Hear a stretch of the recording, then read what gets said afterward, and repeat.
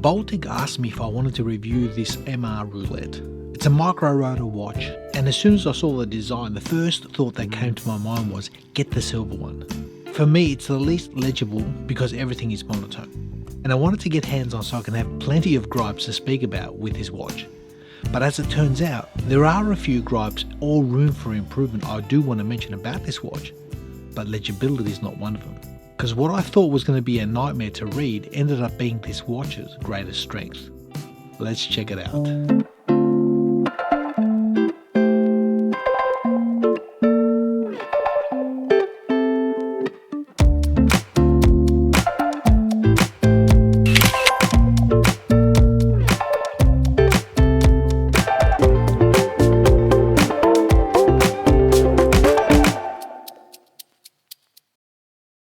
Now this is a new watch release from Baltic and it comes on a leather strap, but as soon as I saw the renders I wanted to get it on the bracelet instead.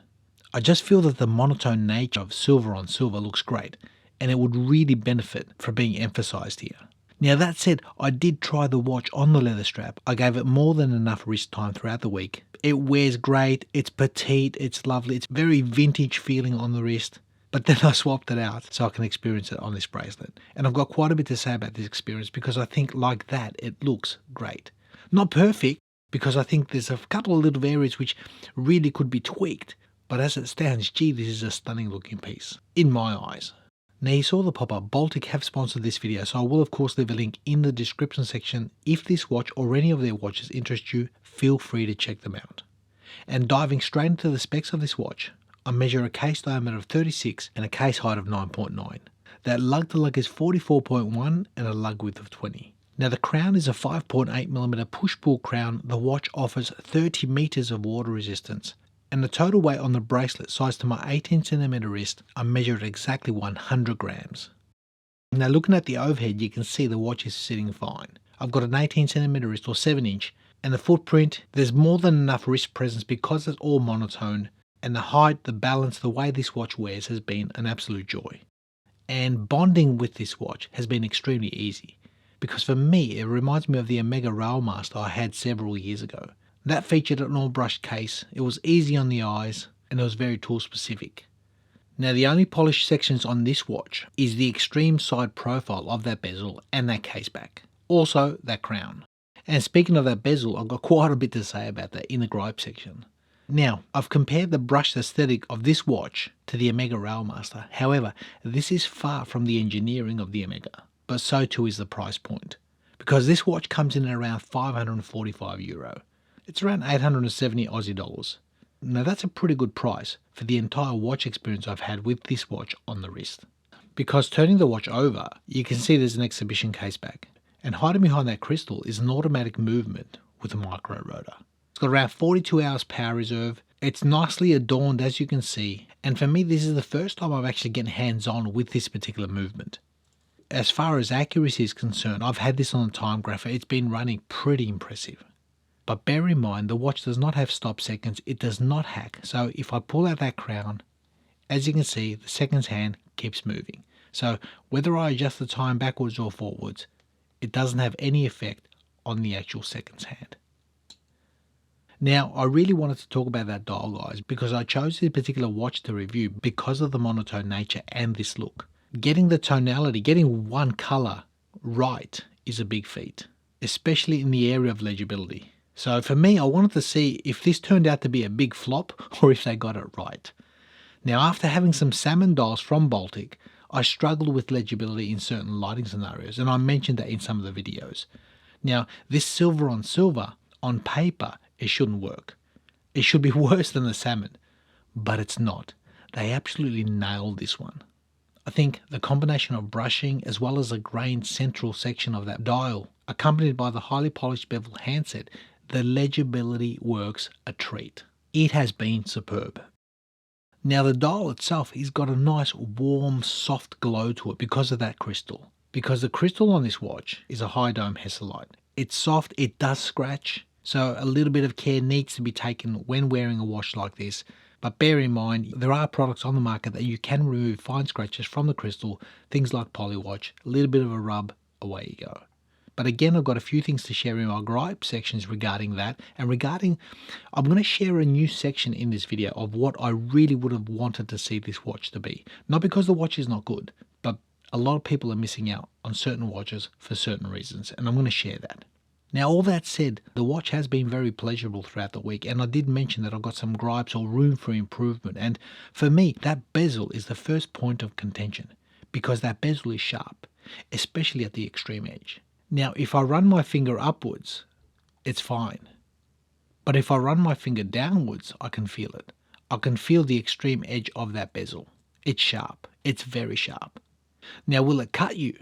Well, it hasn't cut me, but it does feel industrial, or for a better word, unfinished. And in saying that, I strangely like it.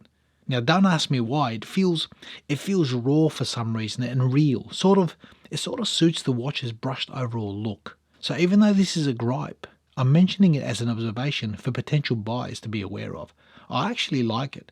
So I say well done, Baltic, because it's a gripe that I actually want to stay. For me, especially with this monotone coloured watch, it suits the industrial and modernist feel of this watch perfectly. So it's in the gripe section because of you guys. For me, I love it. Next gripe I want to mention, well, it's great having a micro rotor in a watch, especially at such an affordable price point. But I just don't know about the reliability, because this has been the first experience I've had with this movement. I didn't get the original MR01 in for review. So I suppose with all movements, time will tell. As for this one, like I said, on the time grapher, it's yielded some really pleasing results, between +2 and +3 seconds per day, with a very healthy amplitude of 335 and 0.1 milliseconds beat error. So technically, this has been running really well. Now, I mentioned earlier that I'm going to do a slightly different section in this video, and that is, what would I like to see in a future model of this watch? And for me, there's a couple of boxes I'd like to see ticked. Firstly, 39mm for a larger wrist. Secondly, a sapphire crystal, a fully brushed bracelet to suit, stop seconds or hacking, 100 meters of water resistance, and lastly, an on-the-fly micro adjustment clasp. Now, that's a lot, and I know that it's probably moving away from the ethos of Baltic, where they're making vintage-inspired looking watches by adding Hesalite, traditional clasps, trying to keep it real where price is concerned. But gee, this is such a nice looking watch in my eyes, and it will be great to modernise some of the elements I spoke about, only because the watch would be enjoyed by so many more in everyday life activities, especially water sports. Now, I did say 39mm, but again, that's not for me, because this is a 36 and I love it. I actually don't have an issue with it, because I hear comments from you guys and you say that if this was 39 or if this was 40, I'd be all over it. And I get it, I understand, but when it comes to this watch, because it's monotone and it's 36, it seems to wear beautifully on the wrist. It just has a bit more wrist presence, and for me, I don't have an issue with it personally. Now, would I say no to a 39mm? Absolutely not. But look, guys, I just wanted to share my thoughts on this Baltic. I really do like this. I really am impressed. I did opt to wear it on the bracelet all week, and I think if this was fully brushed, it really would suit the aesthetic of this watch. For me, it's a nice piece, and it really did surprise me, especially in the area of legibility. I was expecting to get a watch in hand and say, gee, this is a flop, why would they do that? But you know what? It's probably one of the most legible models I've handled in this design format. So hit me up in the comments, guys. Let me know what you think about this particular watch. I think even just wearing it for a week, the Hesalite crystal itself has scratched up a little bit. You probably can't see it here on the video. So maybe potentially if Baltic were to move away from Hesalite and to put sapphire crystals on these particular watches, that could be a turning point in getting many more of these watches on people's wrists. I might be wrong, I might be completely wrong, I might be right, I don't know. But I'm just going by a lot of the feedback I'm getting from you guys whenever I review a watch with Hesalite. And at the end of the day, if Baltic's listening, this is probably an area to take heed. So thanks again for watching, guys. If you've stuck around all the way to the end, enjoy the rest of your week. Be good to one another, enjoy your families, and we'll see you in the next one.